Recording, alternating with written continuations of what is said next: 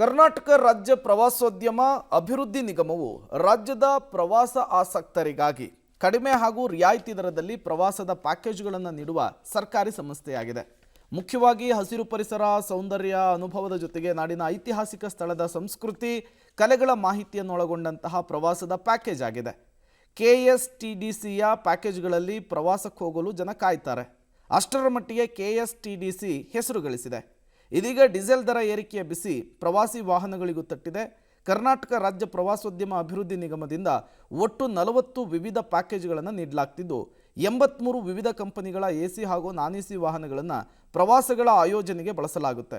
ಆದರೆ ಡೀಸೆಲ್ ಬೆಲೆ ಕಳೆದ ಬಾರಿ 1 ಲೀಟರ್ಗೆ 8 ರೂಪಾಯಿವರೆಗೂ ಹೆಚ್ಚಳವಾಗಿರೋದ್ರಿಂದ ಪ್ರತಿ ತಿಂಗಳು ಸುಮಾರು 4 ಲಕ್ಷದಷ್ಟು ಸಂಸ್ಥೆ ಹೆಚ್ಚುವರಿ ಹೊರೆ ಬೀಳ್ತಾ ಇದೆ.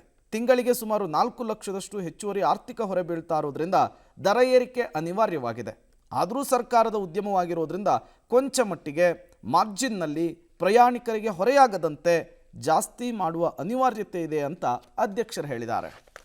ಮೊದಲು ನಮ್ಮ ಡೀಸೆಲ್ ಪ್ರೈಸು 90 ರೂಪಾಯಿ 88 ಪೈಸೆ ಇತ್ತು ಹಿಂದೆ. ಅದನ್ನೇ ಆಯಿಲ್ ಪ್ರೈಸ್ ಜಾಸ್ತಿ ಆಯಿತು, 98 ರೂಪಾಯಿ 80 ಪೈಸೆ ಆಯಿತು. ಅದು 8 ರೂಪಾಯಿ ಜಾಸ್ತಿ ಆಯಿತು.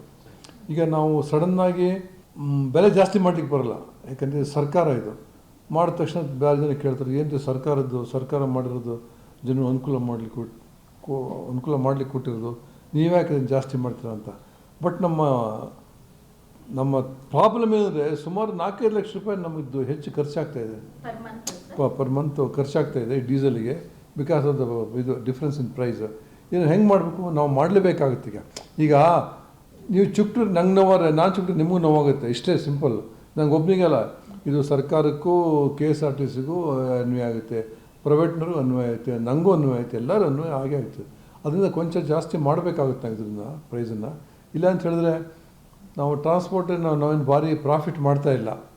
ಸೊ ಅದರಿಂದ ನಾವು ಲಾಸ್ ಮಾಡ್ಕೊಂಡು ಓಡಿಸೋದು ಕಷ್ಟ ಆಗುತ್ತೆ. ಸೊ ಇದು